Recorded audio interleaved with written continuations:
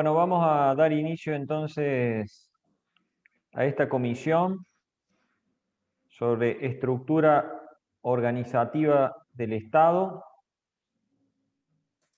que voy a compartir este año con la doctora Natalia Tano.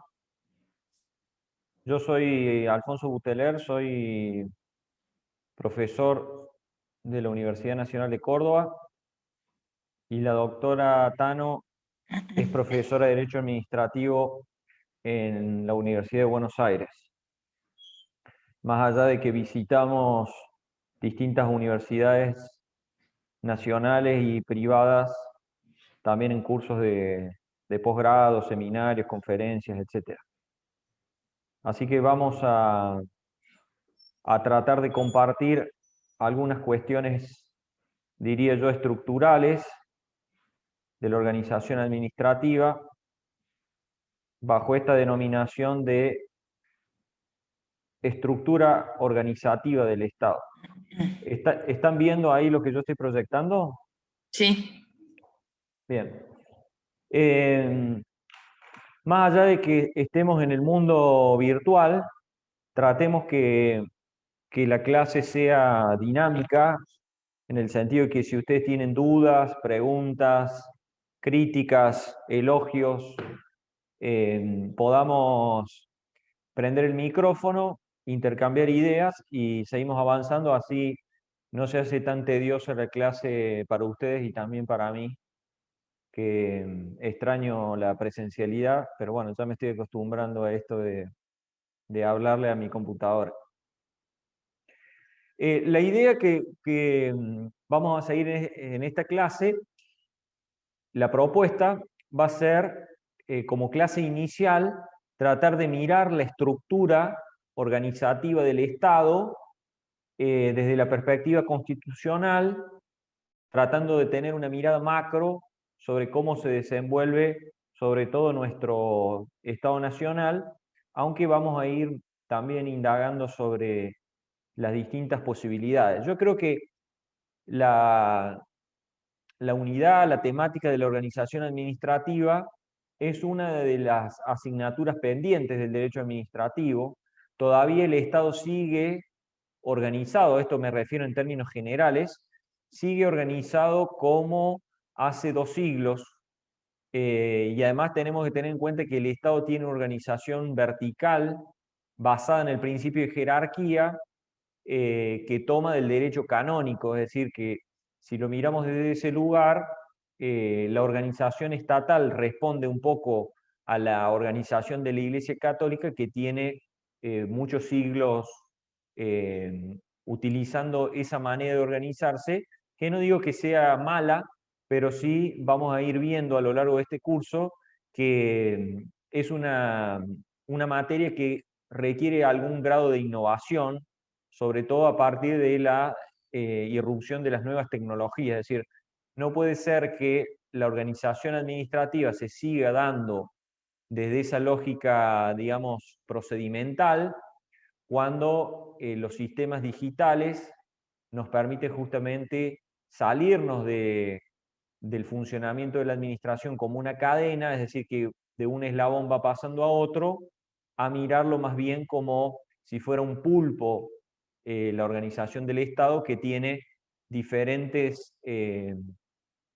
diferentes puntas y que funciona a partir de un centro y no necesariamente con esa lógica de cadena. Ahí van a aparecer, por ejemplo, las redes como forma de organización administrativa, los convenios de colaboración, etcétera, etcétera. Por eso prestemos atención a esto, más allá de que obviamente vamos a analizar desde una mirada clásica, pero tratando de pensar desde un punto de vista más dinámico. Sobre todo teniendo en cuenta que la administración tiene que estar al servicio del ciudadano, y esto también va a generar una impronta distinta sobre lo que tiene que ver con la organización. Para empezar en eso, tenemos que tener en cuenta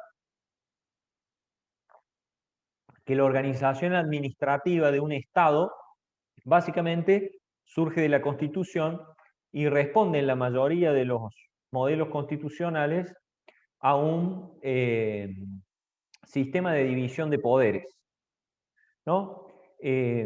Ahí es importante tener en cuenta que existen diversas formas de división de poderes.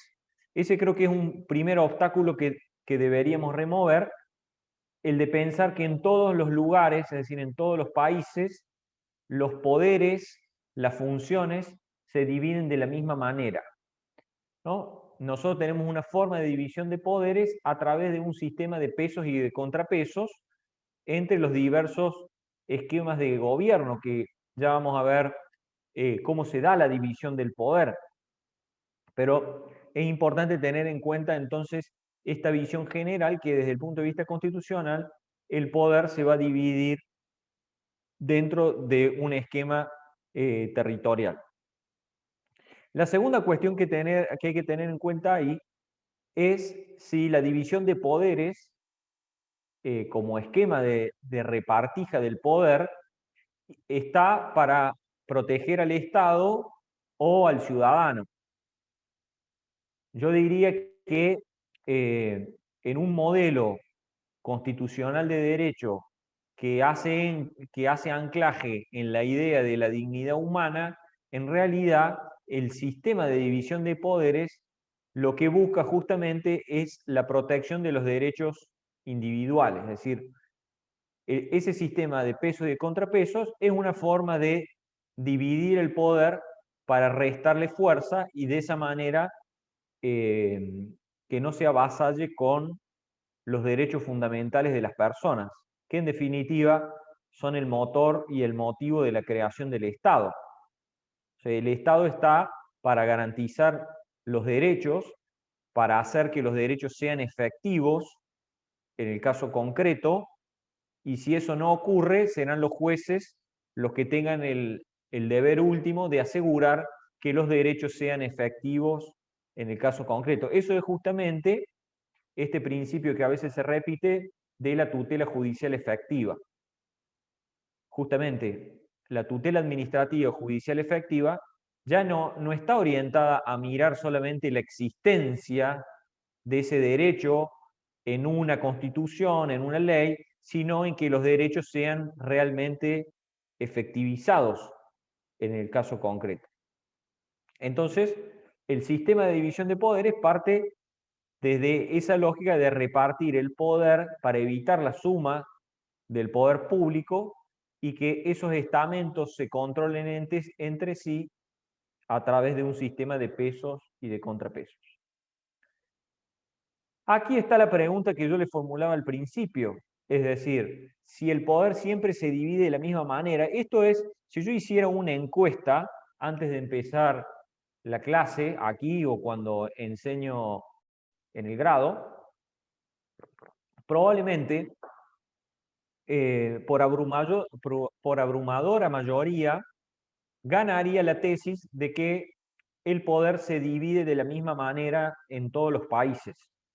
Sin embargo, cuando uno lee las constituciones, se encuentra con sorpresas y ahí advierte que el esquema de división de poderes, si bien puede tener similitudes, se reparte de diferente manera y eso se encuentra estrechamente vinculado digamos, a las circunstancias históricas, ideológicas y políticas en ese territorio. Fíjense, yo acá le he puesto como ejemplo, fíjense lo que dice el artículo 64 de la Constitución de Francia. Dice, el presidente de la República es el garante de la independencia de la autoridad judicial. ¿Ustedes se imaginan eso en nuestro sistema constitucional? Que sea el presidente el que garantice la independencia del Poder Judicial, de ninguna manera. Fíjense, por contrapartida, el artículo, se me fue ahí, el artículo 109, volvemos, el artículo 109 de nuestra Constitución dice, en ningún caso el presidente de la Nación puede ejercer funciones judiciales, arrogarse el conocimiento de causas pendientes o restablecer las fenecidas. ¿No? Entonces, el sistema de división de poderes en Francia es diametralmente distinto al esquema de división de poderes que tenemos en nuestra Constitución Nacional.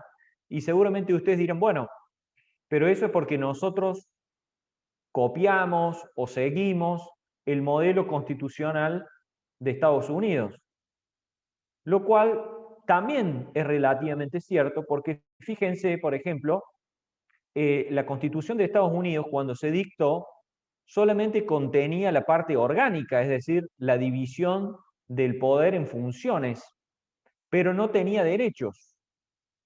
En cambio, nuestra Constitución sí. En el sistema constitucional de Estados Unidos, los derechos fueron producto de la conquista, que es lo que ustedes por ahí escuchan en las películas de las famosas enmiendas. Los derechos se fueron conquistando y se fueron incorporando a la Constitución a partir de las enmiendas, muchas de las cuales tuvo su origen en casos jurisprudenciales, o sea, en casos reales, que llegaron a la Corte Suprema y que fueron creados, por decirlo de alguna manera, por la decisión de la Corte Suprema, como eso que ustedes ven en las películas, en las series, cuando van a detener a una persona que le leen los derechos, ¿no? Eso fue producto de una enmienda, como todo lo que tuvo que ver con la segregación racial. Entonces, ya estamos viendo que el modelo de división de poderes es distinto. Por ejemplo, el artículo 109 de nuestra Constitución no existía en la Constitución de Estados Unidos, sino que se tomó de la Constitución de Cádiz de 1812-1813, ¿no? Que antes era el artículo 95 de la Constitución nuestra de 1853. ¿Qué les quiero decir con todo esto? Lo que les quiero decir es que los modelos de división de poderes son diferentes y que no hay que pensar que lo que ocurre en otro país puede trasladarse a nuestro sistema constitucional de una manera simple y llana. Por ahí Bianchi dice que hay que tener cuidado cuando se trasladan instituciones del derecho comparado al derecho argentino, o se lo debe hacer con derecho de inventario, es decir, teniendo en cuenta qué es lo que se trae y de dónde viene. Así pasó, por ejemplo, con los decretos de necesidad de urgencia que se trajeron del modelo español, del modelo italiano, y creo que es un sistema que no ha funcionado en nuestro país. Como también trajimos de Europa la figura del Consejo de la Magistratura de la Nación, que tampoco ha logrado funcionar en nuestro sistema, porque entiendo yo, esto es una opinión personal, son institutos que responden o que tienen una lógica en un esquema de división de poderes distinto, y que cuando yo los quiero ingresar en nuestro modelo constitucional no alcanzan a funcionar, porque nuestro país tiene una impronta ideológica, histórica y constitucional distinta, con un sistema presidencialista muy fuerte. Entonces, si a un sistema presidencialista fuerte le damos una herramienta como son los decretos de necesidad de urgencia, y los presidentes han incurrido desde el 94 hasta la fecha en excesos en calidad y en cantidad de decretos de necesidad de urgencia. Hasta feriados se han regulado por decreto de necesidad de urgencia. Y lo mismo pasa con el Consejo de la Magistratura, que no, por nuestra impronta constitucional y también histórica, nos ha funcionado mejor el sistema de designación política de los jueces, con la propuesta del presidente de la Nación, el asentimiento, digamos, del poder del Senado de la Nación, ha funcionado mejor que este modelo de Consejo de la Magistratura, donde parece que los jueces ingresan por concurso, pero todos sabemos que en realidad ingresan políticamente. Y entonces es un sistema que debilita al juez que ingresa y no logra el objetivo de darle mayor independencia y mayor especialidad, como ocurre en Europa, porque tienen un modelo distinto. Entonces, sobre esto, lo que quiero trasladarles es esa idea. La división de poderes requiere, para su comprensión en el sistema constitucional argentino, entender ese funcionamiento y distinguirlo de los esquemas de división de poderes que existen en otros territorios. Bien, ¿cómo se distribuye el poder en el modelo constitucional argentino. Básicamente, esto lo vamos a hacer a modo sintético, se divide de tres maneras. Una, la más clásica, conocida por todos, es la división de funciones, ¿no? En poder legislativo, poder ejecutivo y poder judicial, a través de diversos criterios. Ya después profundizamos sobre esto, ¿no? Si son un criterio material, un criterio formal, un criterio orgánico. Después volvemos sobre eso, porque ahora lo que me interesa es la mirada macro.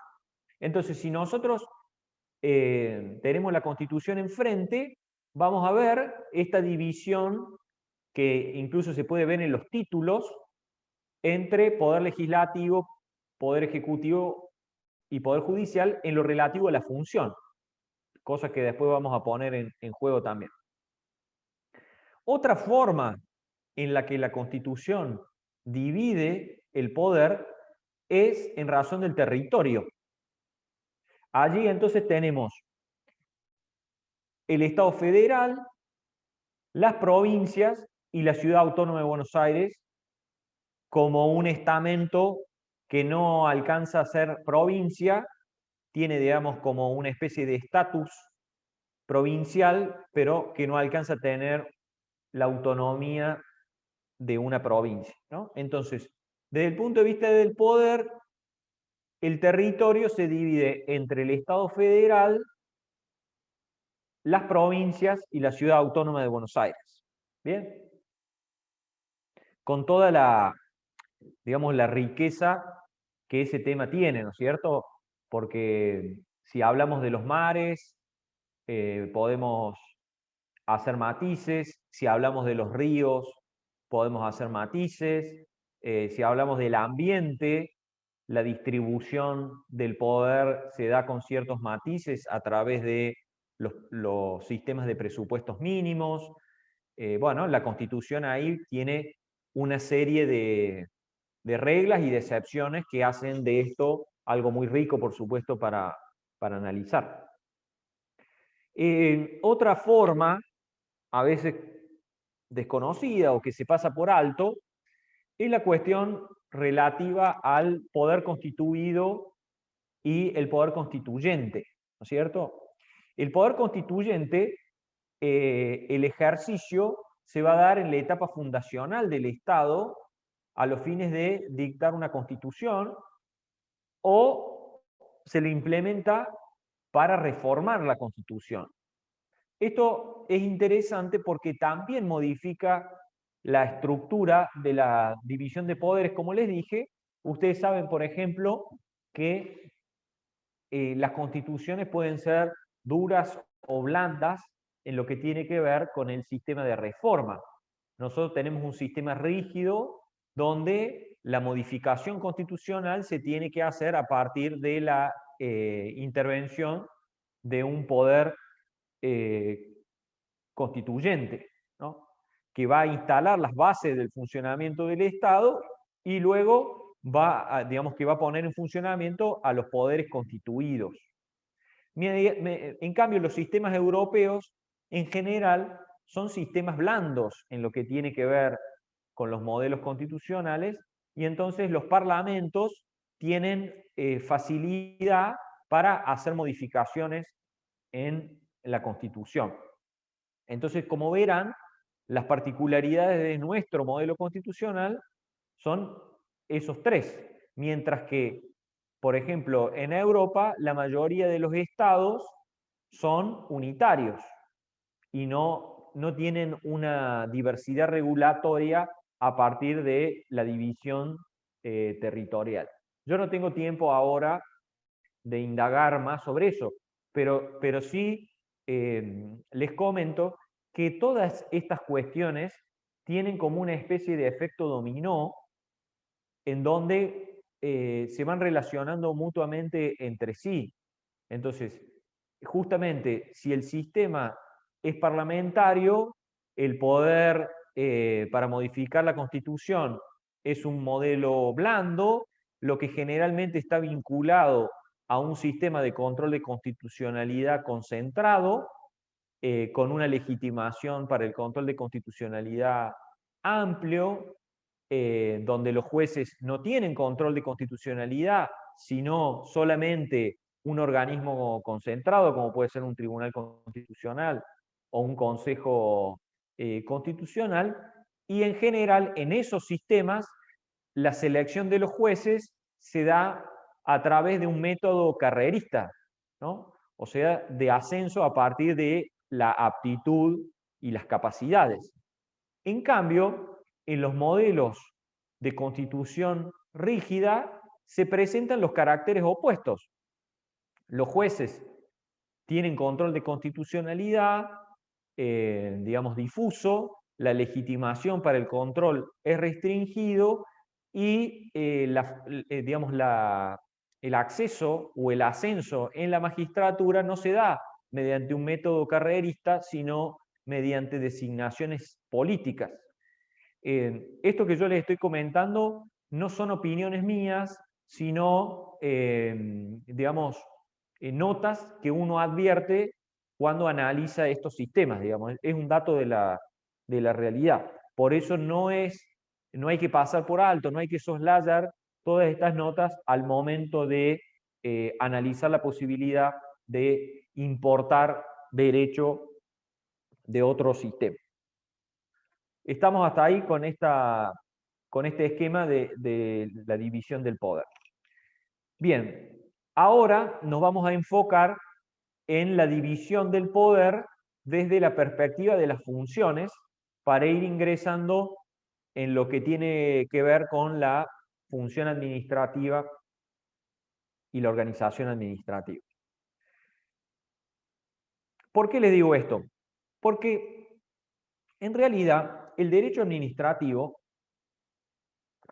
cuyos contornos a veces son difíciles de señalar, tiene ahí como un circuito vinculado a su propia denominación.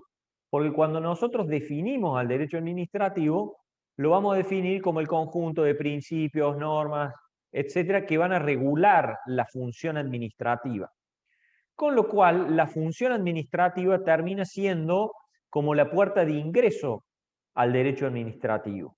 Por eso es muy importante y a veces es dificultoso en la práctica poder distinguir si estamos o no en presencia de función administrativa y por ende desencadenar las reglas propias del derecho administrativo. De lo contrario, se aplicarán las reglas del derecho constitucional o del derecho privado eventualmente. Bien, entonces, el derecho administrativo en la división de poderes se vincula a la existencia de la función administrativa. Bien, ¿dónde hay función administrativa? Entonces, esta sería la pregunta. A ver, ¿dónde hay función administrativa? Nos lleva, dentro del esquema de división de poderes, nos lleva a preguntarnos si existe algún criterio para determinar la presencia o no de función administrativa. Y ahí van a aparecer esos criterios que siempre se enuncian. Primero, el criterio formal, luego el criterio material y luego el criterio orgánico. Entonces ahí empezamos a preguntar, ¿hay función administrativa en el poder legislativo? ¿Hay función administrativa en el poder judicial? ¿Hay función administrativa en el poder ejecutivo? Fíjense que estamos hablando de poderes y de funciones. Entonces, ahí nos vamos a encontrar con alguna dificultad porque en la medida en que vayamos indagando sobre eso, vamos a obtener una respuesta similar. ¿Cuál va a ser la respuesta? Que existe función administrativa en los tres poderes del Estado. Entonces, a mí me gusta mucho una definición residual que utiliza Gordillo para poder entender a la función administrativa. Gordillo dice, es función administrativa todo lo que hace el poder legislativo que no es legislativo todo lo que hace el Poder Judicial, que no es función judicial, y todo lo que hace el Poder Ejecutivo, que no es una función política. Interesante esa definición, que también se corresponde con lo que dice el Código Contencioso de la provincia de Buenos Aires, que establece la presunción a favor de la existencia de la función administrativa.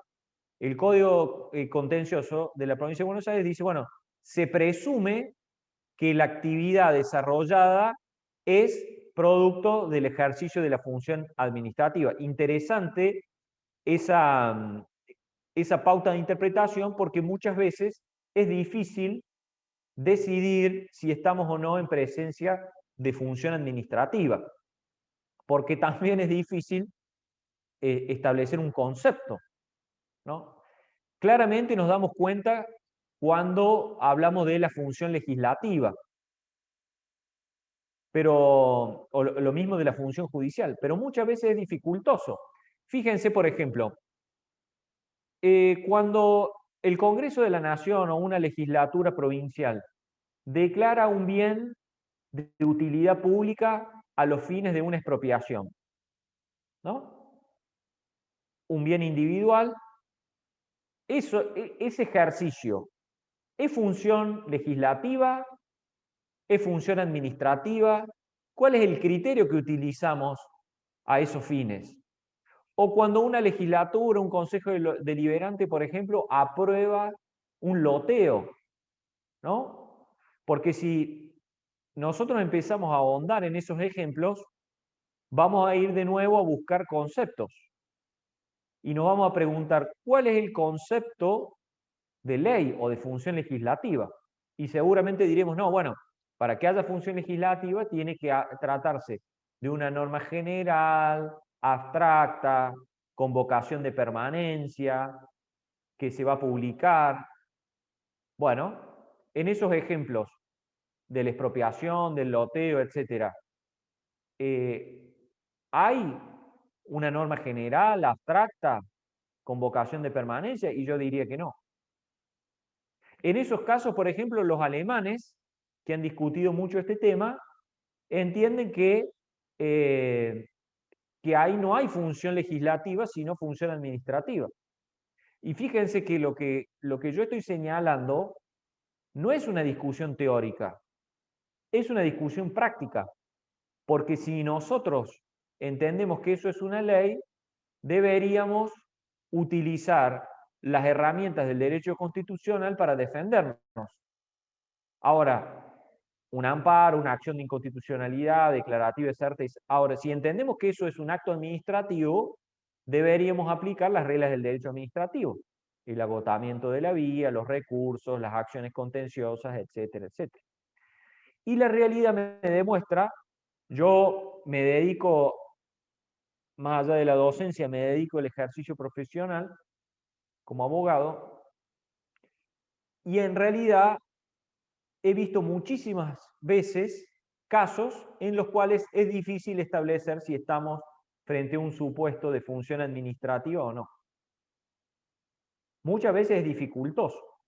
Con lo cual, estos patrones de la residualidad y de la interpretación a favor de la cuestión de la existencia de función administrativa me parecen herramientas sumamente interesantes. Y también pensemos en la dificultad que se presenta muchas veces para distinguir si estamos en presencia de una función política o de una función administrativa. También es dificultoso, muchas veces es el Poder Ejecutivo el que lleva adelante esa función y necesitamos identificar si es una función administrativa o si solamente ha implicado el ejercicio de una función política. Si hay función política, puede ser que esa función no sea revisable judicialmente, o puede ser que sí, pero aplicaremos los baremos y los sistemas derivados del control de constitucionalidad, mientras que si no es función administrativa, sino de índole, si no es política, sino administrativa, aplicamos el régimen del derecho administrativo. Bien.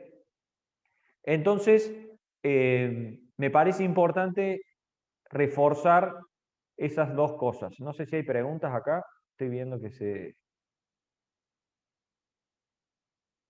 que ponen acá por el chat. Buenas tardes, buenas tardes, buenas tardes, buenas tardes, buenas tardes. Buenas tardes. Por ejemplo, Francia, no sé qué quiere decir. Fin público, son funciones. Bueno, no sé si alguien tiene. Acá veo una pregunta. Si podría, que la hace María Borges. Si podría aplicarse supletoriamente la ley, o sea, la ley de procedimiento administrativo en el caso en que el Poder Judicial no tenga una, en ese caso sí tendría, bueno, no sé, no entiendo bien la pregunta, pero supongo yo que si se puede aplicar la ley de procedimiento administrativo a el Poder Judicial. Bueno, yo entiendo que sí, aunque, por ejemplo, la Corte Suprema ha entendido muchas veces que en las cuestiones vinculadas a la superintendencia no se aplica la ley de procedimiento administrativo, cosa que no entiendo por qué sería así. Pero bueno, en eso la Corte siempre ha tratado de mantenerse al margen de la aplicación de ciertas leyes, como por ejemplo en instancia originaria, la Corte no aplica la ley de medidas cautelares contra el Estado, porque considera que, desde el punto de vista constitucional, una ley del Congreso no puede limitar su jurisdicción originaria, pero sí la aplica cuando interviene por vía de recurso extraordinario o de queja. Esas cosas nunca las voy a entender. Y no entiendo por qué para la Corte no se aplica la ley de procedimiento administrativo. El régimen que tiene el Poder Judicial de la Nación, el régimen recursivo, es distinto porque se hace a través de una avocación que se pide ante la Corte, que tiene matices distintos a lo que puede ser un recurso de reconsideración. Entonces, si uno quiere cuestionar, por ejemplo, una decisión de la Cámara Federal de Mar del Plata, tiene que pedir la avocación. Ahora una consulta, dice María. Si el criterio del fin público para determinar la existencia de función administrativa sigue en vigencia. Bueno, lo voy a dejar un poco en suspenso eso, porque a medida que uno va indagando en la práctica, también advierte que no está en claro cuándo hay función administrativa. Si hay algo que he aprendido en el tiempo que llevo estudiando el derecho administrativo, es que el derecho administrativo tiene contornos muy dificultosos y que cuando se presentan los casos, todo aquello que, no todo, pero gran parte de lo que surge en los libros o en las propias leyes se pone en jaque. Quizás eso está vinculado a la propia dinámica del derecho administrativo, que hace que sus reglas de juego se vayan modificando permanentemente. Porque tradicionalmente la función administrativa se determina por un criterio material. Ese fue el criterio predominante, ¿no? Pero tampoco podemos definir cuándo hay función administrativa. ¿Cuál sería una definición? Si uno analiza las leyes de procedimiento administrativo, no ingresan en ese aspecto, ¿no? Ni siquiera las de otros países, no es un problema argentino eso. En la realidad, y diría yo en la práctica, yo cada vez me inclino más por pensar que el derecho administrativo es un derecho que cada vez se vincula más a la presencia del Estado. Es decir, si el Estado está presente, el derecho administrativo está ahí para funcionar. Alguno me dirá, bueno, pero entonces usted, doctor, está planteando la existencia de un fuero personal y eso está prohibido por la Constitución. Es cierto que está prohibido por la Constitución, pero en la práctica funciona de esa manera. Fíjense el código contencioso de la provincia de Buenos Aires, que es un código, lo menciono porque es de lo más moderno que hay en nuestro país. Si ustedes leen los primeros artículos, se van a encontrar que es la presencia del Estado lo que determina la competencia, en la mayoría de los supuestos.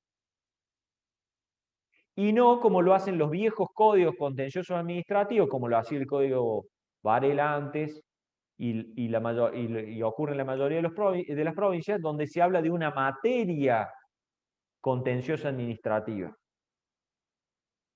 Entonces, siempre estamos dando vueltas sobre lo mismo, porque como les dije al principio, la función administrativa es la puerta de entrada. O sea, si hay función administrativa, hay derecho administrativo. Y a veces nos pasamos años discutiendo si hay o no función administrativa y, y en definitiva, la presencia del Estado es como una varita mágica que transforma el régimen jurídico. Esa es la verdad. Y en eso creo que tiene que haber como una especie de sinceramiento. Eso es lo que pienso. Acá dice María, pero si hay función legislativa y judicial, hay función administrativa. Bueno, eso no lo entiendo, María. ¿No tenés micrófono? Así te puedo responder mejor. Bien, entonces yo por ahora me quedaría con eso, ¿no? Con esa función residual, con esa presunción de función administrativa.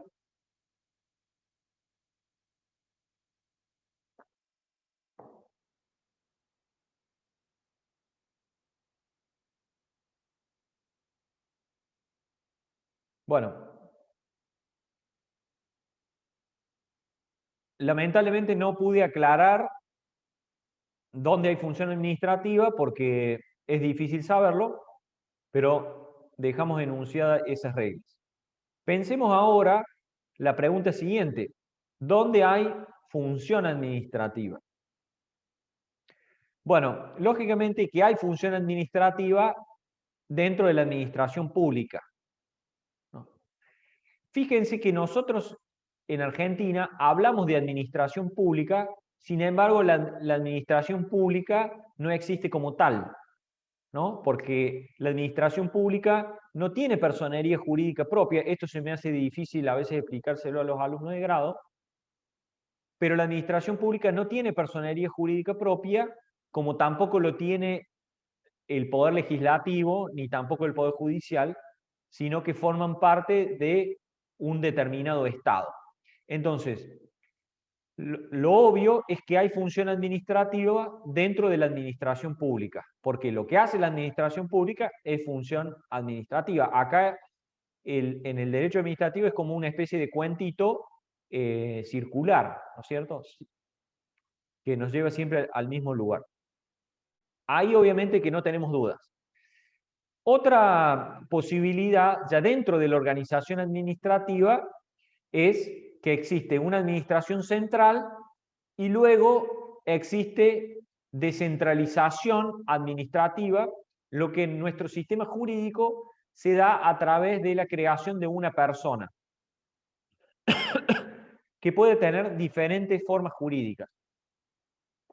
Entonces, ahí aparecen los entes autárquicos, los entes autárquicos con autonomía especial, las empresas del Estado, las sociedades del Estado, sociedades de economía mixta, sociedades anónimas con participación estatal mayoritaria, sociedades bajo injerencia estatal, entidades binacionales, y podríamos seguir mencionando y mencionando y mencionando. Aquí vamos a abordar cada una de estas figuras jurídicas, o al menos las principales. Entonces dijimos, una forma de descentralización es a través de la creación de entes autárquicos que van a ser personas jurídicas públicas estatales, ¿no? En la clasificación de personas que luego vamos a repasar. Entonces, dentro de la organización administrativa tenemos la administración central y las diversas formas de descentralización. Una forma de descentralización se hace a través de la creación de un ente autárquico. Allí está la vieja discusión sobre si los entes autárquicos deben ser creados por ley o por decreto, eh, en la práctica hay entes autárquicos que han sido creados por ley, como por ejemplo el ENERGAS o el ENRE, mientras que hay otros entes autárquicos que funcionan a partir de su dictado por decreto. Yo creo que ahí lo que hay que estar atento es a lo que dice la Constitución en cuanto a la forma de creación y la competencia, porque muchas veces esos entes autárquicos pueden ser creados por un decreto y en otros supuestos tienen que ser creados por ley, ¿no? Como ocurre con la cuestión del gas y de la electricidad, porque están vinculados a una cuestión, digamos, interprovincial que requiere por la cláusula del comercio la intervención del Congreso. Acá Marcela Mandolini dice, por ejemplo, la Superintendencia de Seguros de la Nación, que está creado por ley.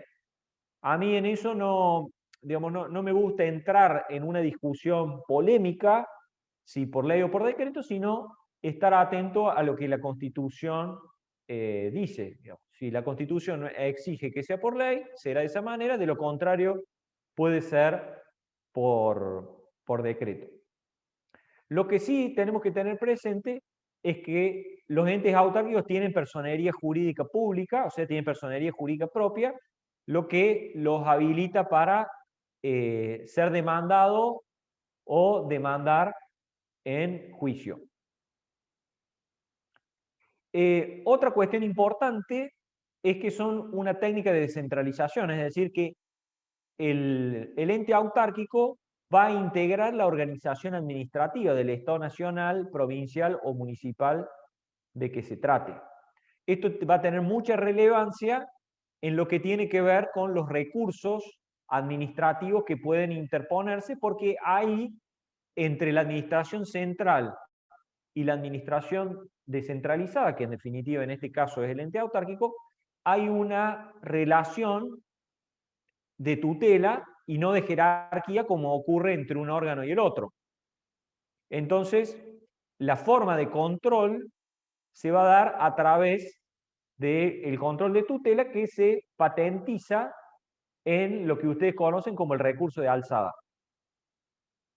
Entonces, ¿cómo se puede controlar una decisión de un ente autárquico?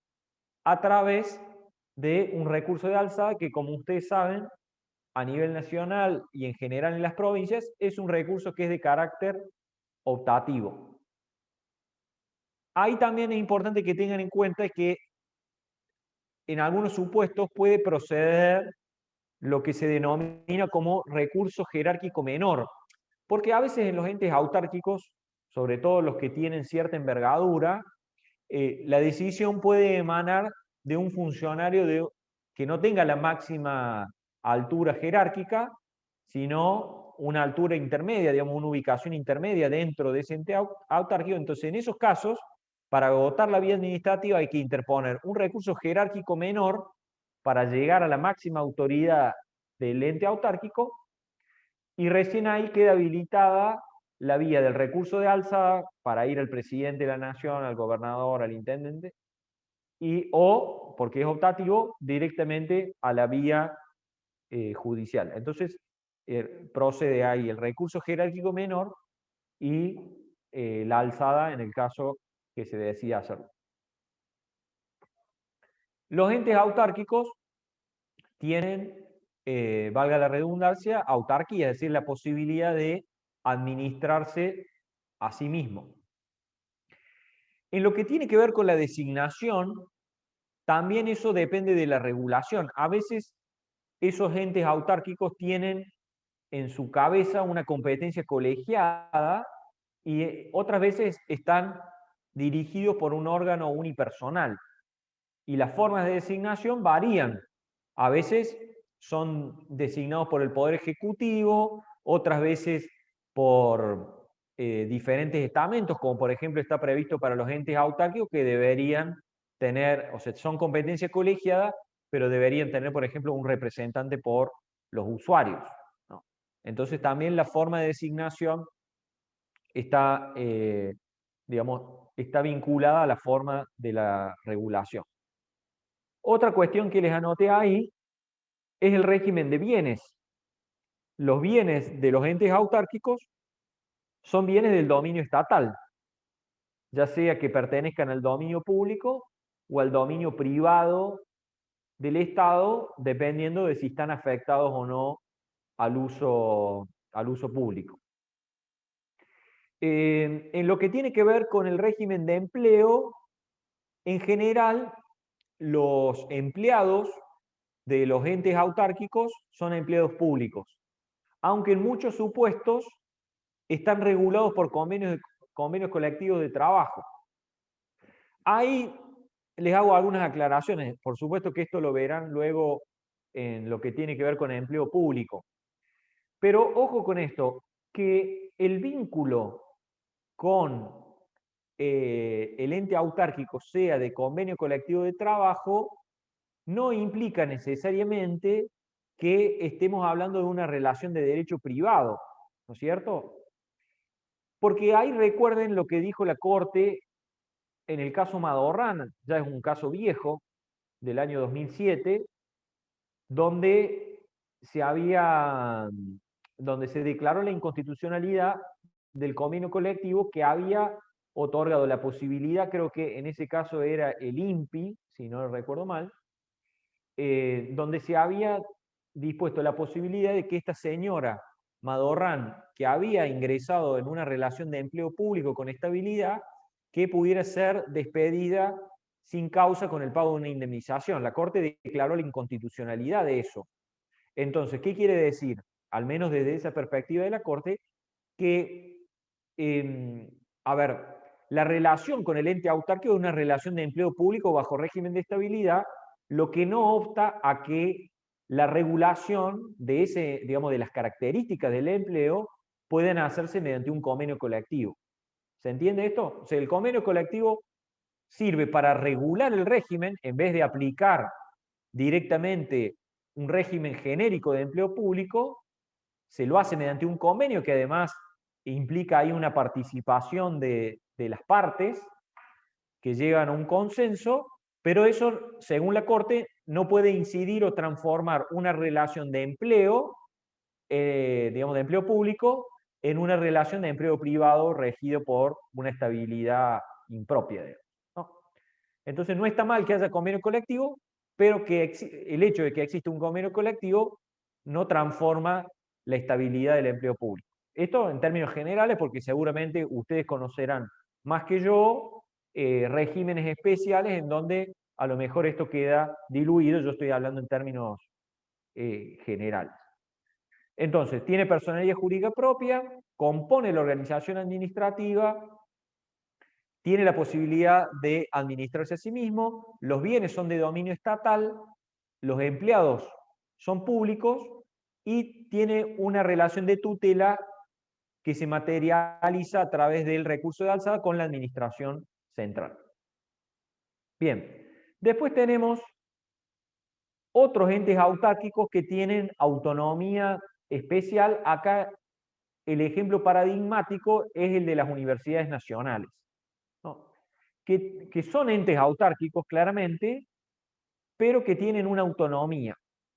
Acá es interesante indagar un poquito sobre esto porque a veces se genera confusión, incluso de las propias universidades, que creen que son como una especie de provincia en lo que tiene que ver con la autonomía. Incluso yo he llegado a leer por ahí defensas de universidades que sostienen que no se le aplican leyes del Congreso Nacional. Eso no tiene nada que ver con la autonomía. Basta revisar la propia historia de las universidades en Argentina para darse cuenta que en realidad el problema de la autonomía universitaria siempre estuvo vinculado a la cuestión académica y de vida interna. Pero nada más que eso. Ustedes piensen que, por ejemplo, en algunas épocas de la historia argentina, los profesores eran designados por el presidente de la nación o por el ministro de Educación. Por ejemplo, la universidad elevaba una terna de profesores titulares de Derecho Administrativo y era el presidente o el ministro el que así lo establecía. De hecho, si uno todavía revisa el reglamento del régimen de procedimiento administrativo de la Nación, fíjense que en el artículo 94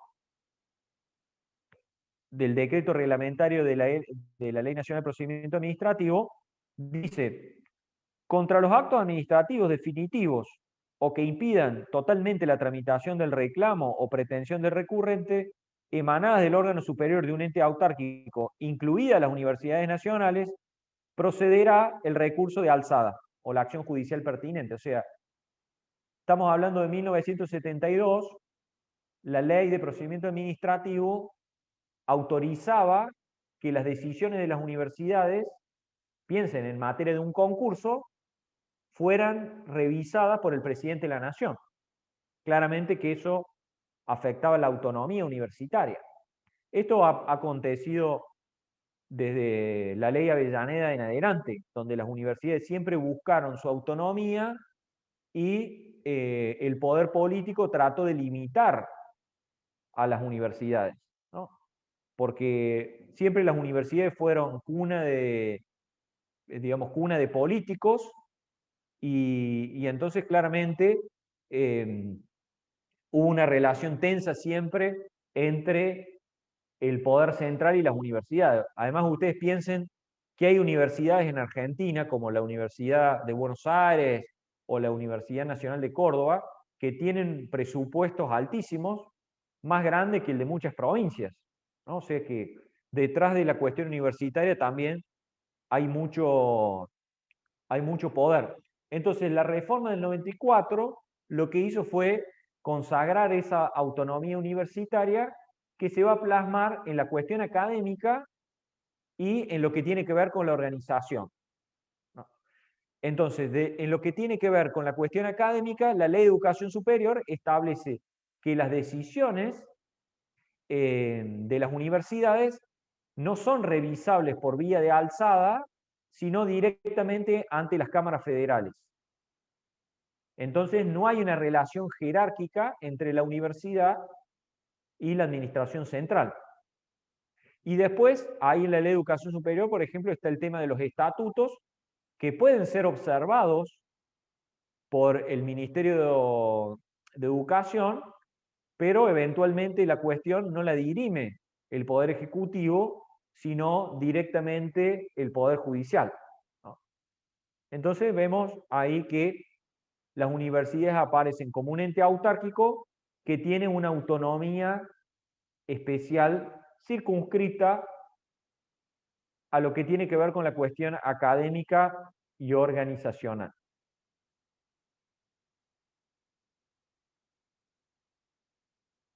Bien, veo preguntas acá. Es un recurso directo. Supongo yo que Marcela lo que está preguntando es lo que dije recién. Si la universidad, exacto, o sea, el artículo 32 de la Ley de Educación Superior establece un Sí. recurso judicial, se llama en la jerga, o directo. Los directos se les llama más a los que tienen que ver con decisiones del ENRE, del ENARGAS, pero básicamente lo mismo, son formas de revisión judicial de la administración especiales, que en el caso de las universidades se plantean directamente ante la Cámara Federal. Gracias.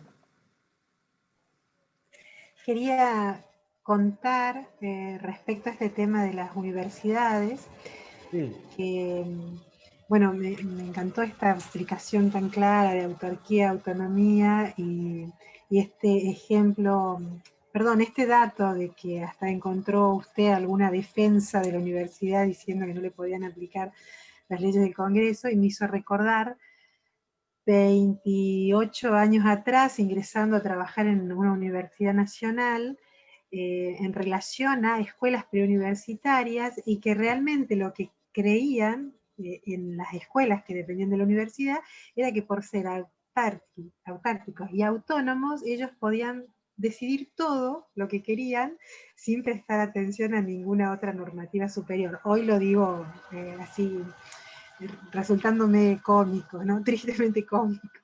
Pero bueno, lo he vivido desde adentro, desde escuchar a la gente creer o malinterpretar así lo de la autonomía. Sí, es un vicio muy común sobre eso, de no entender cómo funciona la autonomía universitaria, que básicamente es como cualquier ente autárquico, nada más que en ciertas cuestiones no tiene injerencia por parte de la administración central, nada más que eso, Claro, pero no es una provincia, ¿no? claro. Como a veces se cree. Claro, y no lo saben definir con esa claridad en general. Digo, eso alimenta la confusión.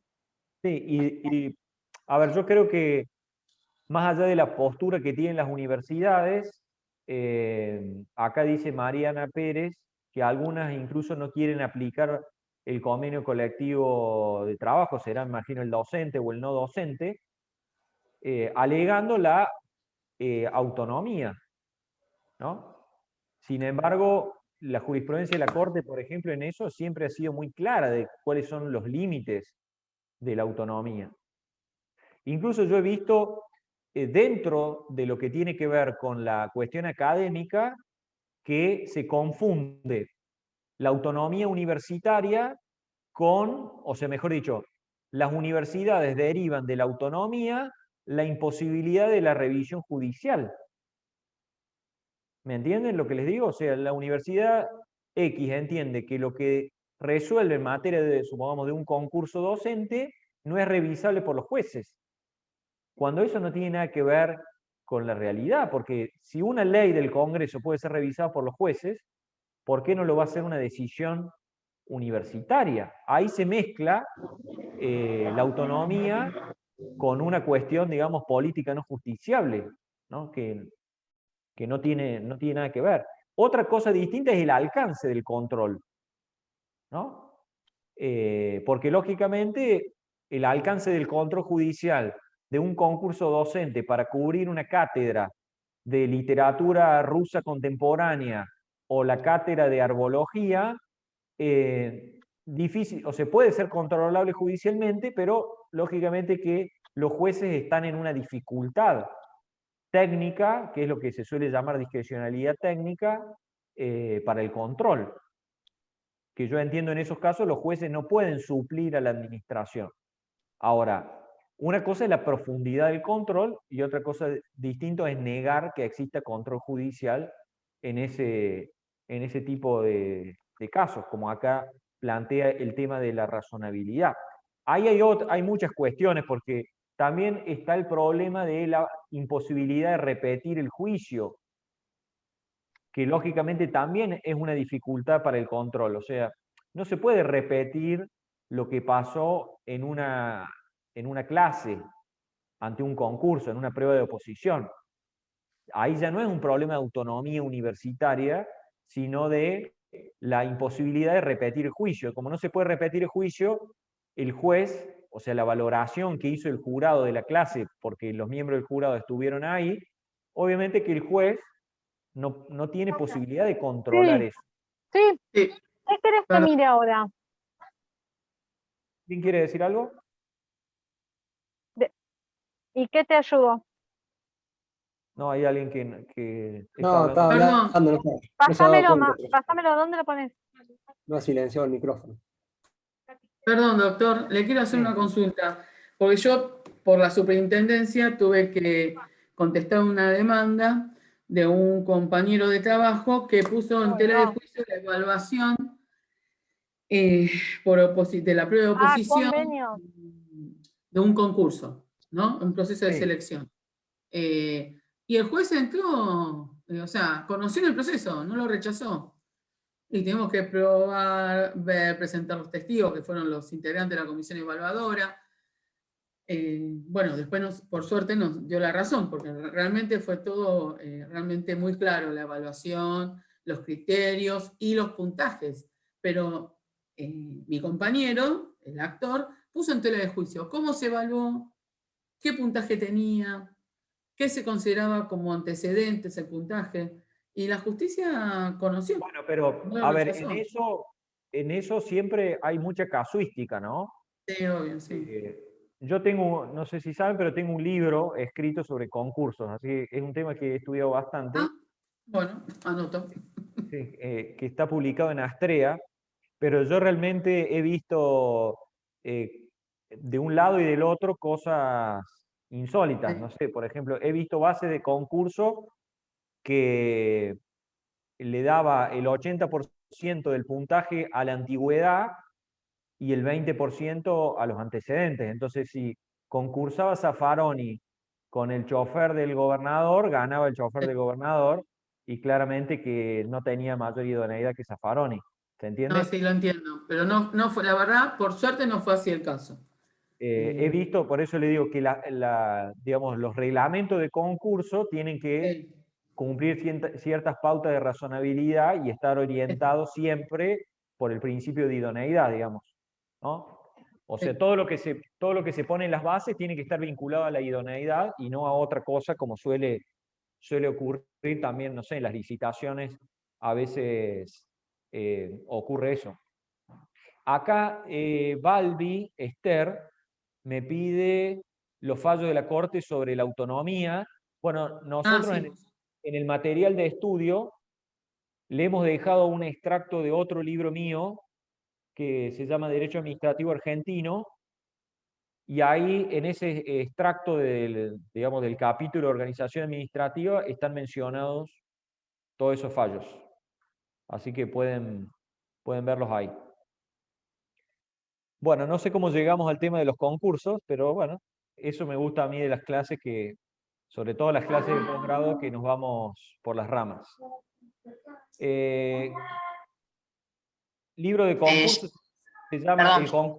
el concurso público y está publicado en Astrea. ¿Y quién quería preguntar? Virginia. Sí, No, Virginia. perdón. Después está cantando mi hijo. Picante, Em, picante, no hay problema. no, llegamos a esto porque estábamos hablando del accionar universitario y la Ah, posibilidad de bien, revisión judicial que ellos negaban. bien. Gracias. Ya me estoy poniendo grande y no me acuerdo cómo llegué a un lugar. Después no sé cómo volver. Entonces, el tema de la autonomía universitaria está vinculado a la cuestión académica y de organización interna, que tiene algunas posibilidades de control claramente marcadas en la Ley de Educación Superior, que desplazan la competencia vinculada al principio de jerarquía que antes se daba respecto de la administración central a el ámbito del Poder Judicial, ¿no? Ese sería un poco el resumen de eso. Bien. Voy a cerrar acá. Después tenemos dentro de la organización administrativa otro tipo de personas jurídicas que las vamos a denominar como personas jurídicas públicas no estatales. ¿Por qué se llaman así? Se llaman así porque son personas jurídicas públicas, en tanto ejercen una función administrativa, pero no integran la organización estatal. Es decir, que no pertenecen a la familia, a la organización administrativa de ese Estado, sino que están por fuera de esa organización administrativa. Ahí podemos mencionar, por ejemplo, a obras sociales, pero lo más, por ejemplo, el PAMI es una persona pública no estatal, pero me parece que el ejemplo más claro de eso son los colegios o consejos profesionales.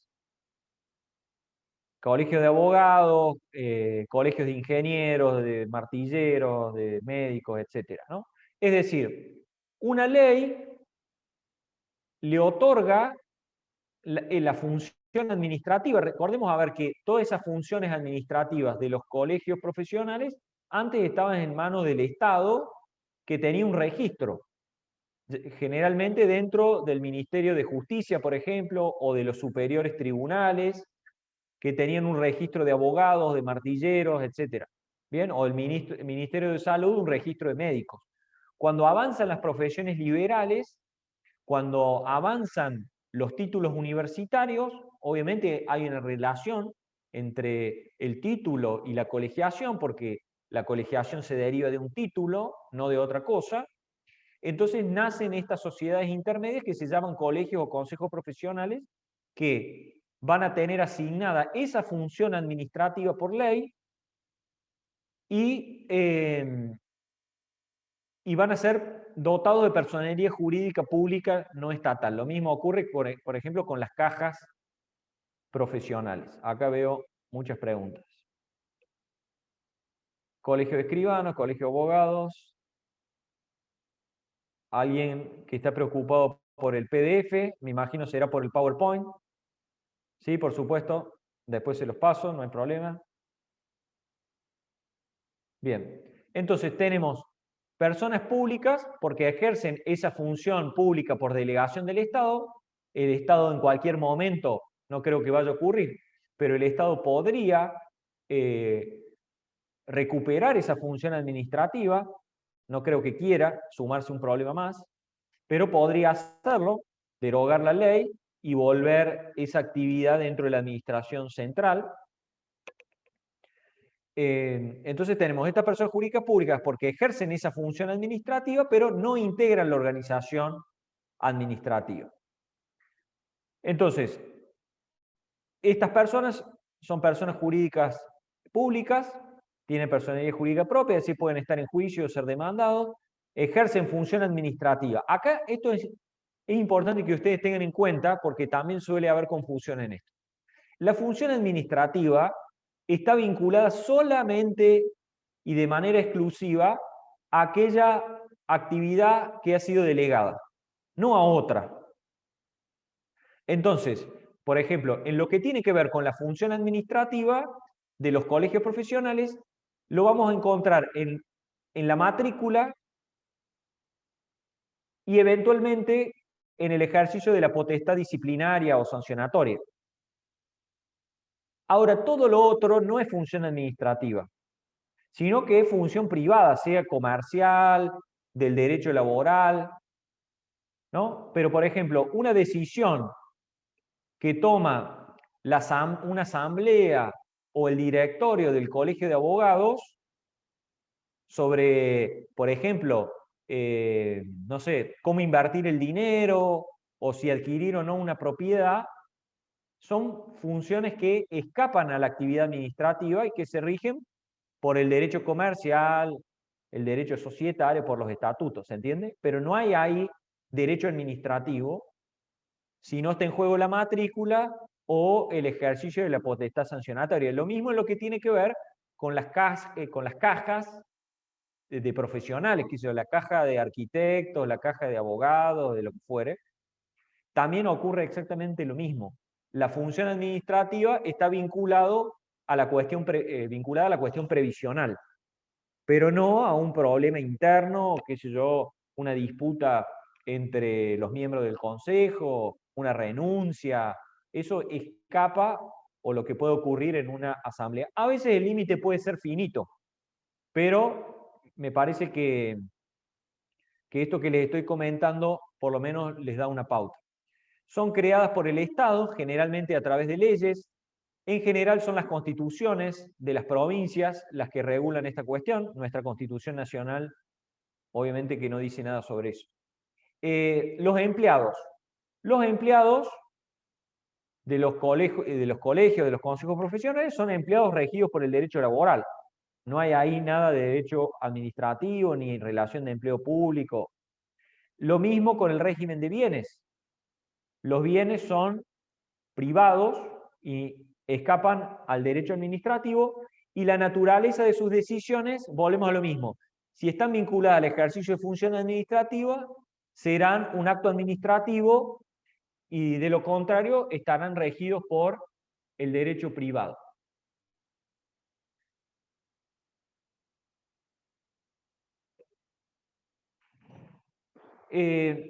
Acá pregunto cuál es el sentido de que sean no estatales y que en realidad son asociaciones profesionales.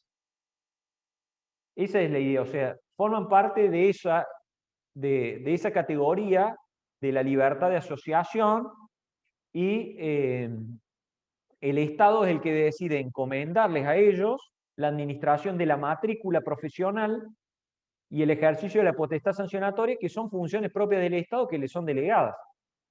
Por eso es que no son estatales. Bien. Lo que tiene que ver con el PAMI, para mí es distinto, porque el PAMI perfectamente podría ser, o debería ser, diría yo, un ente autárquico, y no una persona pública no estatal. A lo mejor alguien me podría explicar por qué eso se hizo así. A lo mejor está vinculada a una cuestión de competencia o a una cuestión tributaria o fiscal, ese tipo de cuestiones. Si me esperan un segundito, tengo que atender una llamadita y ya vuelvo con ustedes.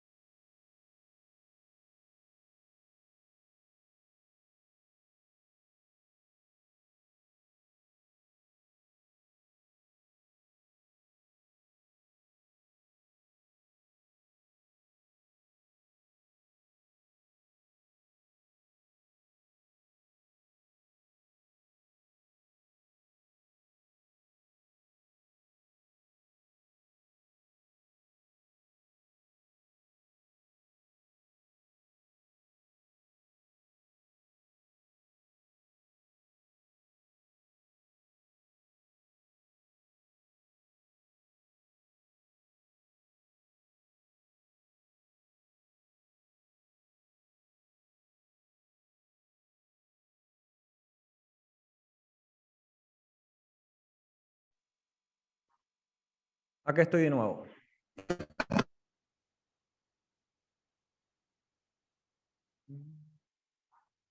Volvemos con esto.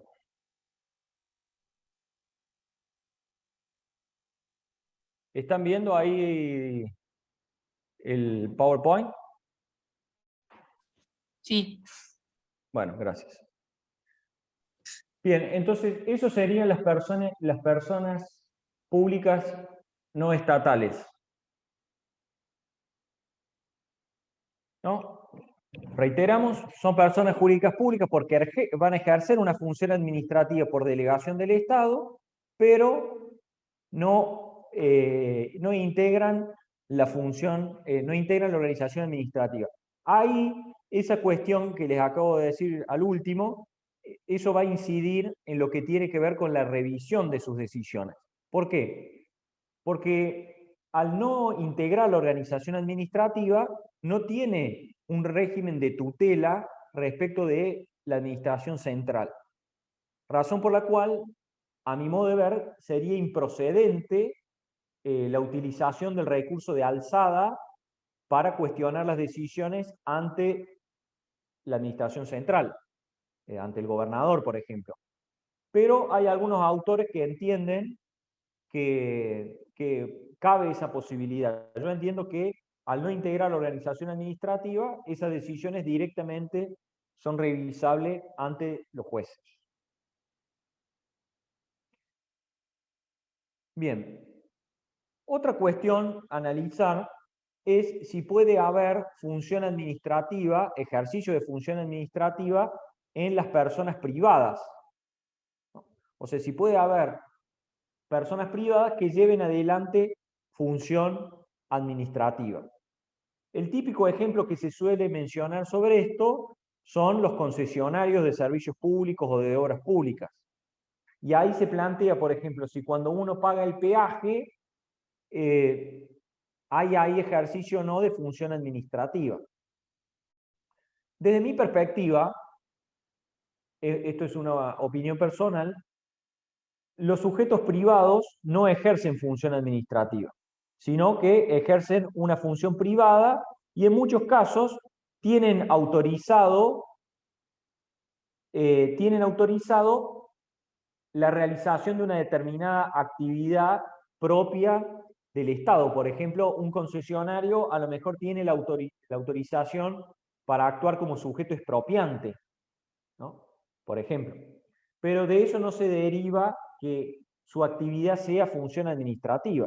De hecho, si nosotros analizamos los fallos de la Corte Suprema, me refiero a Bianchi, Ferreira y otros, en lo que tiene que ver con la responsabilidad de los concesionarios de obra por los accidentes causados por animales sueltos en rutas concesionadas, van a ver que en esos casos la Corte entendió que la relación que une al usuario con el concesionario no es una relación de derecho público, sino de derecho privado vinculado a un contrato de consumo en donde el concesionario se obliga a cumplir con la obligación tácita de seguridad, etcétera, etcétera. O sea, la Corte ahí está diciendo, mire, no hay función administrativa en esos casos. Lo mismo pueden ver, por ejemplo, en Ledesma, Iriarte, donde la Corte analizó la responsabilidad de los concesionarios frente a accidentes ferroviarios, y fue por la misma línea, ¿no? Esto del deber de seguridad, de la relación de consumo, etcétera, etcétera. Con lo cual, yo entiendo que la Corte piensa de esa manera. Sin embargo, nosotros encontramos miradas opuestas, como por ejemplo en la Ley de Procedimiento Administrativo de la Ciudad Autónoma de Buenos Aires, el régimen, que claramente autoriza esa posibilidad, o el régimen de procedimiento alemán también autoriza la posibilidad que ciertos sujetos privados puedan ejercer función administrativa, ¿no? Entonces ahí diría yo que es más bien una postura legal, digamos. En eso también depende de la postura que se quiera adoptar. Yo entiendo que los sujetos privados no pueden hacerlo, de lo contrario deberían aplicarse las reglas propias del derecho administrativo, como por ejemplo la presunción de legitimidad. Me parece una locura que la actividad privada se presuma legítima. Creo que ahí se aplica el régimen del derecho privado, el derecho del consumidor, donde las presunciones son para el usuario, no para el concesionario, digamos. Pero bueno, se los aclaro para que lo tengan en cuenta. Veo acá una pregunta. Escuelas de gestión privada, bueno, ahí en realidad no sería una actividad privada, sino que la gestión es privada, pero la actividad termina siendo pública. María Jorge dice, entiendo, Inés, que según Comadira, para determinar su emite actos en PAMI y cuando haya duda de eso se utilizan los siguientes criterios. Si hay declaración de voluntad emitida por un órgano estatal, ¿está por ahí María para aclarar eso?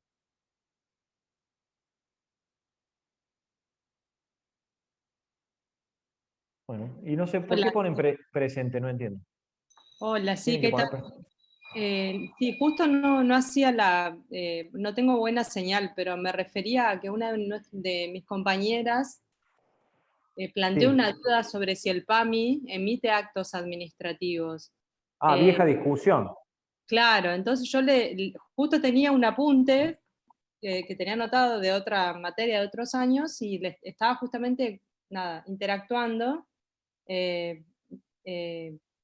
citando el criterio que tiene Comadira para determinar cuándo hay acto y cuándo no. Pero bueno, es bien. una discusión. Bueno, es la vieja discusión sobre si resulta procedente el amparo por mora en contra de PAMI. Y ahí aparece la discusión, por eso fíjense que esto ratifica lo que yo les dije al principio, que en definitiva lo que marca la cancha es si existe o no función administrativa. En definitiva es eso. Si ustedes leen aquel caso de ADC contra PAMI en materia de acceso a la información, la Corte entendió en ese caso que si había función administrativa y por ende que se aplicaba el régimen de acceso a la información pública. ¿Cuándo hay función administrativa? Bueno, la Corte ahí entendió que el PAMI cumple una función pública, que los fondos son públicos y que por ende lo que hacía implicaba el ejercicio de una función administrativa. Entonces, bueno, por eso digo que las cosas van hacia otro lugar. Si en un sumario que hace PAMI a una farmacia, ¿se aplican las garantías del derecho administrativo sancionador o no? Y yo entiendo que sí. ¿Cómo podemos sostener? Porque si el PAMI puede hacer un sumario, se está valiendo de una actividad administrativa, de una potestad administrativa, y lógicamente eso se rige por el derecho administrativo. Entonces, de una cosa se deriva siempre la otra. Así como recién hablábamos de la autonomía universitaria, bueno, yo creo que en el caso de PAMI es evidente que ejerce una función administrativa y que resulta incorrecto su encuadramiento como persona jurídica pública no estatal. Claramente debería tener la forma de un ente autárquico si lo que se quiere es que tenga personería propia, digamos. Porque las obras sociales de las provincias se consideran que ejercen función administrativa. Acá claramente que eso es así. Juan Caputo dice, quizás pregunto algo tonto, no creo que sea así, Juan, pero en el caso de que estemos en una SA sin mayoría estatal, por ejemplo, donde el Estado tenga un 10% de la participación accionaria, allí no rige la LPA, ¿no? Bueno, lo vamos a analizar ahora en lo que viene, porque justamente lo que viene es la cuestión del Estado empresario.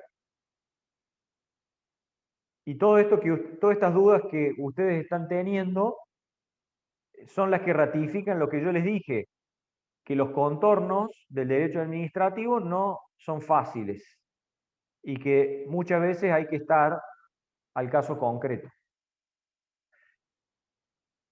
Lo que nos hace quedar a los profesores de derecho administrativo como unos relativistas que no tenemos las soluciones.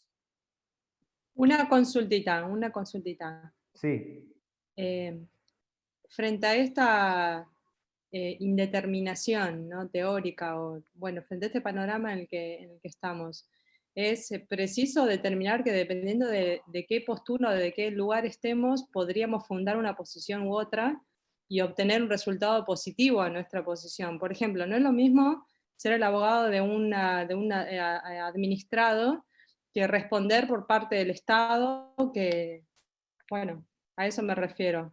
Pero totalmente que es así. Lo que pasa es que la mayoría de los que estamos acá, por lo que yo veo, estamos cerca de los 40 años, de los 50 años, algunos más chicos, algunos más grandes, y para nosotros la vida es binaria, en el sentido que las cosas son blanco-negro. Entonces todo lo vemos así, que está bien o está mal, que si es Boca o es River, si es Messi o Maradona, pero en realidad, y más en el derecho administrativo, lo que nosotros tenemos que conocer son argumentos, y más si somos abogados, porque lo que tenemos que conocer son argumentos. El mejor abogado es el que conoce más argumentos. Es como pasa con los que saben cocinar. Mientras uno maneja más herramientas de cocina, mejor cocina. Sí. Y en ese caso, por ejemplo, para fundar una posición, si estamos desde el punto de vista del Estado y queremos, tradicionalmente siempre los que estamos en el Estado siempre tendemos a decir que no a algo que se nos pide de afuera. Sí. Quizás es un mal hábito que a veces uno se lo tiene que cuestionar 2 veces para decir estoy actuando bien o no. Pero frente a las nuevas normativas, los nuevos derechos, el CLAD y todas esas, ese soft law que impacta de alguna manera en el derecho administrativo, sí. ¿Puede haber una mayor apertura, mayor tolerancia del Estado a empezar a decir más que sí, no tanto que no, cuando, no sé, para determinar, por ejemplo, cuándo algo es un acto? Porque algunas veces es fundamental para una persona decirle que algo es un acto o que no es un acto. Claro. Es vital. Es acceder o no a una prestación, es reconocerlo en un derecho, es muy importante. Sí, totalmente de acuerdo. Yo creo que en eso el rol del abogado del Estado también se modifica en la medida en que, digamos, tiene que haber una tendencia a permitir al menos que se discutan los derechos y no a escudarse en cuestiones formales para impedir esas discusiones. Eso es lo que me parece a mí. Yo muchas veces actúo como abogado del Estado y bueno, creo que tiene que ser, digamos, una tendencia distinta en eso. Pero bueno, eso es una opinión personal.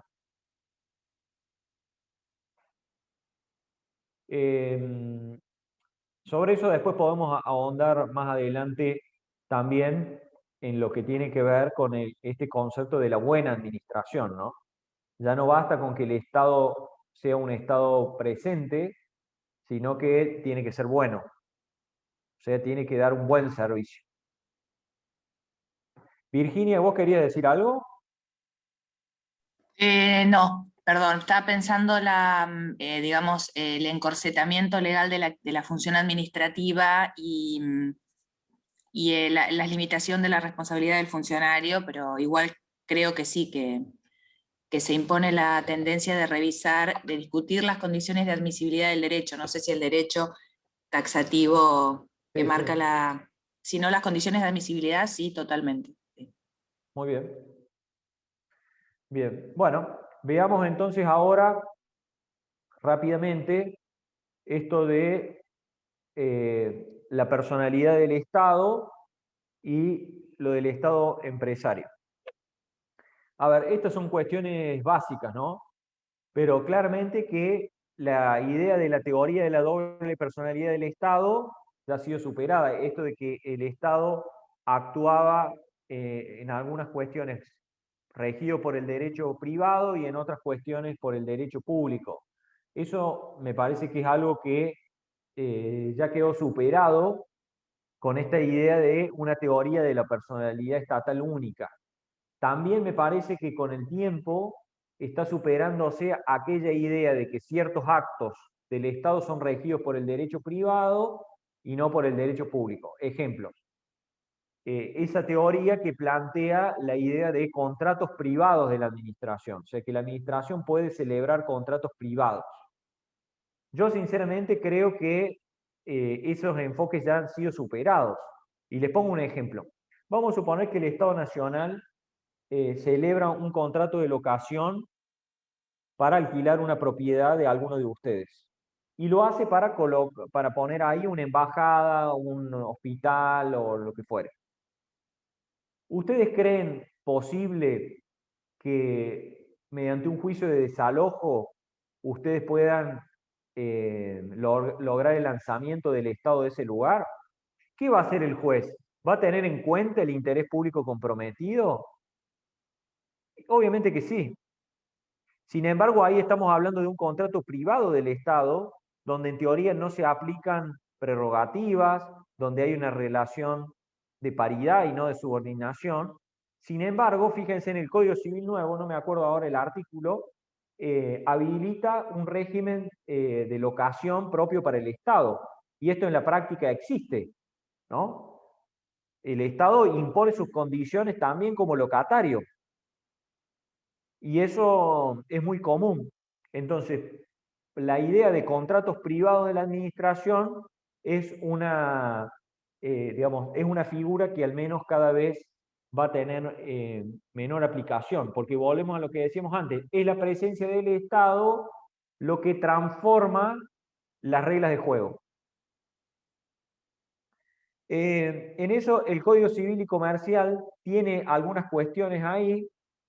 La realidad es que el Código Civil y Comercial volvió a repetir, casi que diría yo, a copiar lo que había establecido el Código de Vélez, en el sentido que las personas se clasifican en personas públicas, personas privadas y todo esto que hemos visto, y ni siquiera se preocupó, digamos, el codificador, este nuevo codificador, en eliminar algunos vicios. Fíjense, por ejemplo, que todavía en el Código Civil nuevo se incluye a la Iglesia Católica como persona pública no estatal. Lógicamente que la Iglesia Católica no es una persona pública no estatal, es una persona pública privada, que no ejerce función administrativa. Eso lo ejerció en un tiempo, porque ustedes sabrán, por ejemplo, que en los comienzos del Estado argentino, el registro de nacimiento lo tenía la Iglesia Católica. Por eso se entendía que cumplía alguna función pública. Sin embargo, cuando uno analiza la jurisprudencia de los tribunales y de la Corte en materia de control judicial de decisiones de la Iglesia Católica, van a ver que invariablemente la Corte ha rechazado la posibilidad de la revisión judicial de ese tipo de cuestiones, porque son cuestiones que hacen a una organización, digamos, de tipo interna y que no se vinculan a una actividad pública o de una actividad de una persona pública no estatal. Después, otra cuestión interesante ahí es lo que dice el artículo 149 sobre las empresas o sociedades del Estado. Fíjense que dice algo que estaban discutiendo recién ahí en el chat: la participación del Estado en personas jurídicas privadas no modifica el carácter de estas, dice el Código Civil y Comercial. Sin embargo, la ley o estatuto pueden prever derechos y obligaciones diferenciados considerando el interés público comprometido en dicha participación. Acá tenemos de nuevo la varita mágica del interés público que puede alterar la existencia o no de una persona privada. Ahí hablaban recién de YPF o de aerolíneas, cosa que vamos a ver ahora para que ustedes la tengan. El Estado empresario lo tenemos con diferentes herramientas. Muchas de ellas están vinculadas a cuestiones históricas.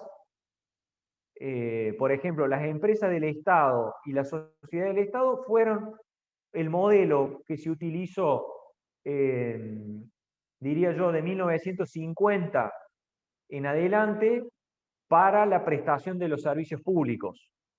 Los que son más grandes se acordarán de Entel, de Gas del Estado, ¿no? Todas figuras de este estilo, como empresas o sociedades del Estado. Mientras que los servicios públicos hoy se prestan a través de sociedades anónimas con participación estatal mayoritaria. No es que una cosa esté bien o mal, sino que son diferentes herramientas a las cuales se puede utilizar de acuerdo a lo que se quiera conseguir en el caso concreto. Ahí yo les anoté, por ejemplo, las sociedades del Estado están regidas por la ley 20.705. Es una ley que se puede utilizar para desarrollar actividades de carácter industrial y comercial o explotar servicios públicos. Por ejemplo, para que ustedes se den una idea, acá en Córdoba, todo lo que tiene que ver con la cultura se desarrolla a través de una sociedad del Estado. Entonces existe una agencia Córdoba Cultura que se rige por la ley 20.705, mientras que a nivel nacional la cultura forma parte de la actividad de un ministerio. ¿Ven? O sea, está dentro de la administración central. Lo mismo ocurre con el turismo o con el deporte en Córdoba, y en algún momento también ocurrió con el ambiente. Cosas que a nivel nacional, como les dije, están focalizados dentro de la administración central. Según la ley 20.705, no se aplica ni la ley de procedimiento administrativo ni la ley de obra pública. Sin embargo, en la práctica se aplica la ley de procedimiento administrativo y también se aplica la ley de obra pública.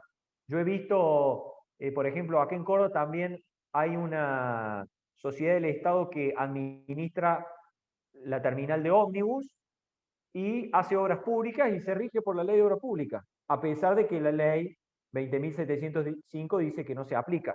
Y la revisión judicial de los actos que dictan las sociedades del Estado también se rige por la ley de procedimiento administrativo. Así que diría yo que son normas caídas en desuetudo. Después, este tipo de sociedades son de carácter unipersonal, cosa que las hace atractivos. No se puede incorporar propiedad privada, digamos, y no caen en quiebra, sino que se liquidan. Después tenemos las empresas del Estado. Acá, por ejemplo, en Córdoba, el suministro eléctrico lo hace EPEC, que es una empresa provincial de energía, a través de la ley 13.653. Se rige por las leyes de creación y sus estatutos, están bajo dependencia del Poder Ejecutivo mediante una relación de tutela, no se les aplica el régimen de obra pública, pueden ser creadas por el Poder Ejecutivo eventualmente, quedan sometidos al derecho privado en todo lo que se refiere a su actividad comercial y al derecho público en lo que tiene que ver con la actividad administrativa que tiene asignada. Tampoco pueden ser declaradas en quiebra y son controladas por la AGN y también se rigen por la ley 19.993 de resolución de conflictos interadministrativos de carácter pecuniario, ¿no? Bien. Después tenemos también las sociedades anónimas con participación estatal mayoritaria o la sociedad de economía mixta, o también las de participación estatal minoritaria, que se van a regir por la ley de sociedades comerciales o lo que puede decir el Código Civil y Comercial. Bien. Sobre estas actividades que desarrollan estas empresas o sociedades, hay una eterna discusión, nunca zanjada, si ejercen o no función administrativa. Van a encontrar posiciones distintas. Yo a veces, por ejemplo, he impugnado licitaciones realizadas por sociedades anónimas con participación estatal mayoritaria y me han contestado que son actividad privada y por ende que no se aplica la ley de procedimiento administrativo. Sin embargo, ahí tenemos dos casos de la Corte donde el máximo tribunal tuvo la postura contraria. Uno es la Buenos Aires. La Buenos Aires es un caso de 1989 en donde se cuestionaba, se había pedido vista de las actuaciones de un procedimiento licitatorio y escudándose en la garantía de papeles privados del artículo 18 de la Constitución, se denegó esa posibilidad. El caso llegó a la Corte y ahí en un dictamen de Juan Octavio Gauna se sostuvo que en realidad eso implicaba función administrativa y que por ende resultaba de aplicación de la ley de procedimiento administrativo, en consecuencia que había derecho a la vista administrativa. Luego ahí tienen otro caso del año 2015 que se llama Giustiniani contra YPF. En ese caso, Giustiniani, que era un senador de la Nación, quería acceder a la información pública vinculada al acuerdo que había llegado el gobierno nacional de Chevron e YPF por el tema de Vaca Muerta. Esto transitó todas las instancias y la Corte, en ese caso, se lo recomiendo, hace un análisis pormenorizado de la actividad de YPF y entiende que los fondos son públicos, entiende que YPF tiene a su cargo la política pública en materia de hidrocarburos y que por ende estaba en juego información pública. En consecuencia, a pesar de tratarse de una sociedad anónima, entiende que había información pública y por ende que la pretensión de Giustiniani encuadraba dentro del sistema de acceso a la información pública. Entonces, yo siempre pienso que hay que reflexionar sobre qué es lo que determina, de nuevo, el régimen de derecho administrativo. Porque si uno lee estos casos, se va a encontrar con muchos criterios. El criterio de si los fondos son públicos, el criterio de si hay una función pública, el criterio de si hay una política pública detrás del funcionamiento de ese organismo, y luego nos encontramos con una indeterminación ahí que nos impide saber si hay o no función administrativa, aunque claramente leyendo estos dos casos podríamos concluir que en las sociedades anónimas con participación estatal mayoritaria hay función administrativa, lo que se diluiría en los casos de personas de sociedades anónimas con participación estatal minoritaria. Sería más difícil, creo, de atender ese argumento. Para ir finalizando esta primera clase intensa, veamos esta cuestión de las relaciones dentro de la organización administrativa. Después, más adelante, vamos a ver los principios. Pero básicamente dentro de una organización administrativa podemos encontrar dos tipos de relaciones. Por un lado, las relaciones interorgánicas, es decir, que se dan entre dos órganos.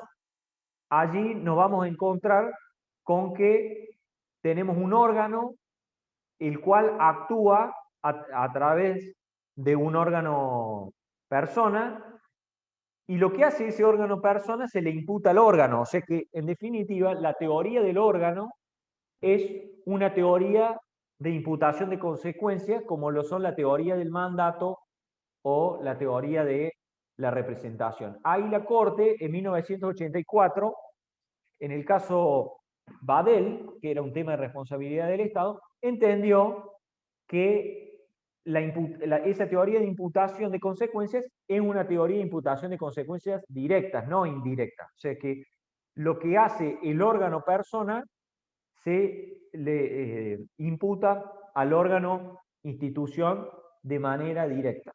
En caso de que existan conflictos positivos o negativos, las leyes de procedimiento establecen ahí la regla que los conflictos negativos o positivos son resueltos por el sujeto jerárquico superior.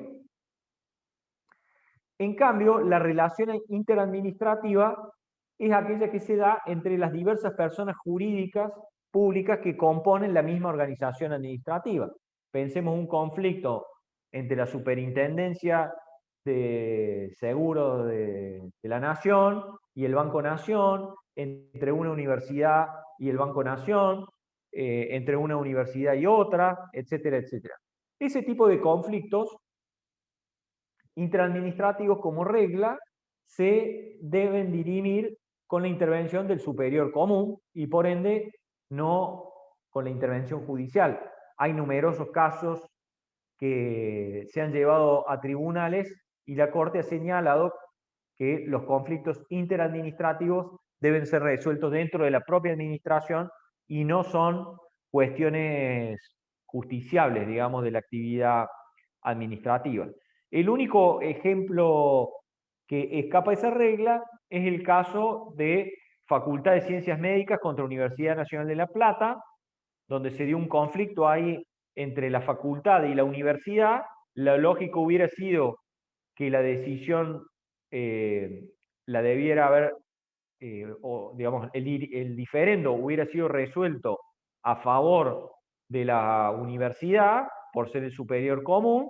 Sin embargo, ese caso fue judicializado, y no solo eso, sino que llegó a la Corte, y la Corte entendió que ese era un supuesto excepcional y que se encontraban violentadas las reglas previstas en la Ley de Educación Superior, y le terminó dando la razón al órgano, es decir, a la Facultad de Ciencias Médicas, por sobre la universidad. Ese caso es muy interesante, también lo tienen ahí en mi libro, por si lo quieren leer en detalle, porque termina siendo una excepción a esta regla de cómo se dirimen los conflictos interadministrativos. También tenemos la ley 19983, que regula los conflictos interadministrativos de carácter pecuniario, estableciendo un sistema ahí de diferendo de acuerdo al monto. Al menos en esta versión no están modificados los montos, todavía sigue hablando de 2.000 y de 100.000 pesos. Fíjense que dice, no habrá lugar a reclamación pecuniaria de cualquier naturaleza entre organismos administrativos del Estado Nacional, centralizados o descentralizados, incluidas entidades autárquicas, empresas del Estado, municipalidad, cuando existía la municipalidad de Cava, cuando el monto de la reclamación no sea mayor a 2.000 pesos, cosa que ya no ocurre más, y dice, cuando excede esa cantidad hasta la suma de 100.000 y no haya acuerdo entre los organismos interesados, la cuestión se someterá a la decisión definitiva e irrecurrible del Procurador del Tesoro de la Nación. Y cuando supera el monto, al Poder Ejecutivo. Ahí tienen un modo de resolución de los conflictos interadministrativos cuando sea de naturaleza pecuniaria. Bueno, y con eso voy a finalizar la clase de hoy. Vamos a ver acá, no sé si hay alguna pregunta.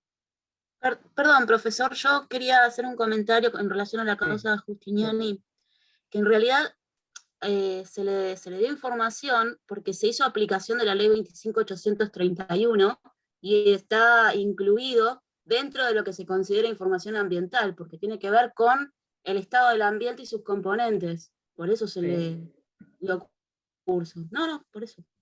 Sí. A ver, por supuesto que los casos... Y además de haber un argumento, digamos, administrativo, también había un argumento ambiental para eso.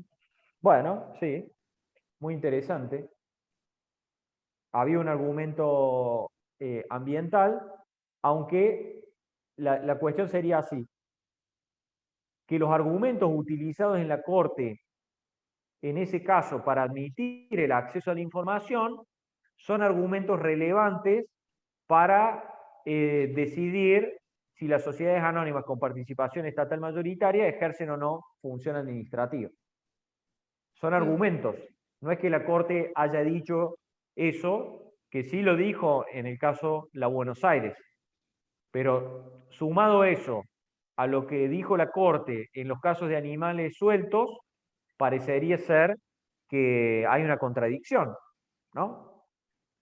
Para el caso de los concesionarios, una cosa, para el caso de las sociedades anónimas con participación estatal mayoritaria, dice otra cosa, señalando que en esos supuestos sí hay función administrativa.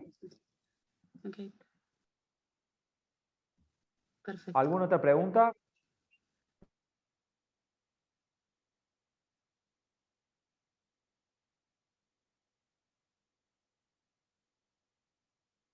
Estoy leyendo acá, veo que todos dicen presente, tienen que poner el presente acá por lo que veo. En realidad no nos pidieron el presente, estamos dándolo por una cuestión procedimental. Ah, muy bien. Lo mismo, me parece que la clase queda grabada, así que queda constancia en acta. Esto después se descarga en un correo electrónico. Excelente. ¿Alguna otra clase, pregunta? profesor. No, yo solamente darle las gracias. Excelente clase, muy claro, muy didáctico. La verdad que un placer la clase. Muchas gracias. Bueno, muchas gracias por el elogio. Yo tengo la autoestima alta, pero me viene bien el elogio. Lo mismo no me voy a despedir porque nos vamos a ver en otras clases, así que sí los voy a dejar por hoy y en todo caso nos vemos en las próximas clases que me toquen a mí y nos mantenemos en contacto por el aula virtual, digamos, cualquier cuestión. Así que bueno, yo le dejo un saludo, muchas gracias por la atención y la participación.